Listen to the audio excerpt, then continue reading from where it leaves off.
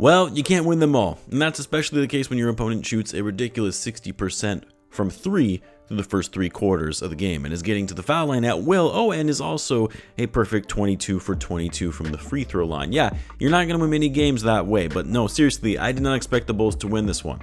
One of my buddies actually texted me before the game if the Bulls were going to be going 6-0 tonight, and I said I would give it maybe a 10% chance that they do, because there was no way the Knicks, after showing the way they did the other night in Chicago and losing their 3rd straight, are going to come back home and lose their 4th straight game at MSG. Not for a team that has championship aspirations this season. A loss tonight for the Knicks would have spelled massive trouble. The alarm bells would be going off on whether this team is actually going to be able to compete. So no, I did not expect the Bulls to go 6-0. However, I did expect the Bulls to show up a little better than they did. Not saying they were horrible, looked like a completely different team from what we've seen the last 5 games, but the effort and intensity level on defense was not where it needed to be. They were getting lost on switches, weren't fighting hard through screens, weren't getting back in transition, and it's why you saw the Knicks get so many open looks from deep, and it's why you also saw them get to the foul line considerably more than the Bulls did, because there were some lazy reach-ins or wrapping their man up after getting beat off the dribble.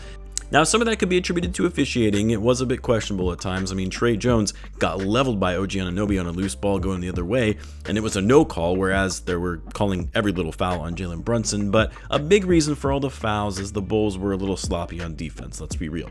And then on offense, well, I still liked what I saw in terms of the level of ball movement, cutting to the basket, speed of play in transition.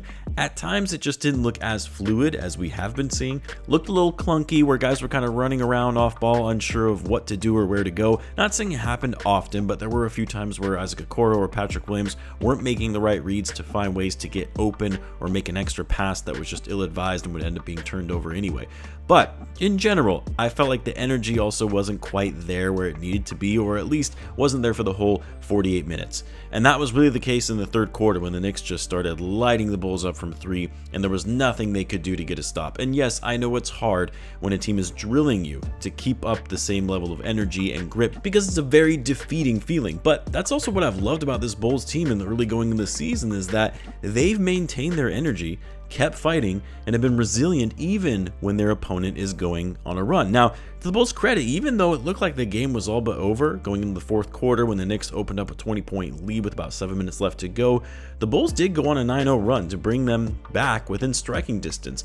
They were still playing full court press, double teaming Brunson. They were hustling as they saw some potential life of getting back into the game, but it was too little too late by that point for the Bulls to truly make a push and try and make a miracle comeback in the final 5 minutes of the game. Now, the other thing I'll say is not having Ayo in the lineup, who was out with that left quad contusion and is now listed as day-to-day, was a huge loss for the Bulls. I mean, Ayo has been massive in leading the bench unit and has been incredible for the Bulls in the 4th quarter when they've needed him most. I mean, Ayo made an even stronger case for himself in his 6th Man of the Year candidacy by not playing in tonight's game, because it was clear his impact on the court for the Bulls was greatly missed. But honestly, I mean, despite all of these negatives that I just called out from this game, the positives really are the fact that the Bulls still made this a game. They still hung around and never let the Knicks really get too comfortable until the very end.